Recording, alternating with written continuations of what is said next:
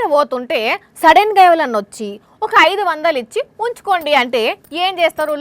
ముందు వద్దన్నా కానీ పర్లేదు తీసుకోండి, ఉత్తగానే మా సంబరానికి వంచుతున్నావు అన్నారనుకో, ఇచ్చేటోనికి లేంది మనకేంది అని తీసుకుంటారులే కొందరు. కానీ ఇక్కడ ఒక అన్న చూడుండ్రుల్లా పైసలు ఇస్తున్నా వద్దన్నాడు.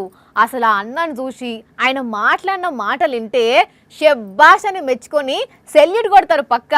ఇంతకసలు ఆయన ఎవరు ఏందని అంటే, भैया भैया रुकोगे? अभी ये जा कैसे आते हैं? ये कैसे आते हैं? ये पाँव?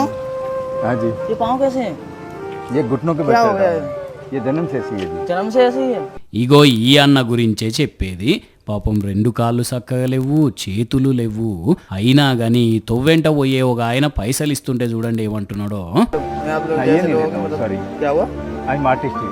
क्या? चित्रकारी करता हूँ, पहले कला दिखाता हूँ, उसके बाद दूंगा। ऐसे ये नहीं लोगे? ना ना, क्यों ऐसे नहीं लोगे? सॉरी। అర్థమైంది దానివల్ల ఏమన్నాడో, నేను ఆర్టిస్టును, అట్లా ఉత్తగా పైసలు తీసుకోను, కావాలంటే నేను వేసిన ఆర్ట్ చూపిస్తా, అప్పుడు ఎంత ఇవ్వాలనిపిస్తుందో అంత ఇయ్యండి అంటున్నాడు. ఇంకా 1 लाख रुपये दोगे तो भी नहीं लेता हूँ। 1 लाख भी नहीं लोगे? ना। వాహ్ వారే వాహ్, ఇది కదా సెల్ఫ్ రెస్పెక్ట్ అంటే, ఇది కదా ఆత్మవిశ్వాసం అంటే. నువ్వు 1,00,000 రూపాయలు ఇచ్చినా కూడా ఉత్తగిచ్చే పైసలు నాకొద్దు, నేనేసిన ఆర్ట్ చూసి అప్పుడు నీకెంత ఇవ్వాలనిపిస్తుందో గంతే ఈ సాలు అని చెప్పి అన్న వేసిన ఆర్ట్ చూపించి గప్పుడు పైసలు తీసుకున్నాడు. ఆర్ట్ కూడా భలే వేసిండులే, నిజంగానే సెల్యూట్ కొట్టాల్సిందేనే అన్న నీకు. మరి కాదానుల్లా ఇవాళ రేపు ఎంతమందిని చూస్తలేము సిగ్నల్ల కాడ ఆడిడ అన్ని తీర్ల సక్కగుండి కూడా పని చేసుకో శాత కాక అడుక్కుంటున్న వాళ్ళను.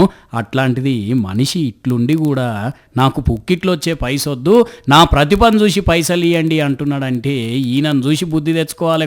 కొందరు రామ సక్కదనాలు ఉండి కూడా కష్టపడే తత్వం లేక ఆలీల కాడ చేతులు చాపేటోళ్ళు. మరి అన్నది ఎక్కడనో, అన్న పేరేందో కానీ సోషల్ మీడియాలో మాత్రం మస్తు వైరల్ అవుతున్నది ఇప్పుడు ఈ వీడియో.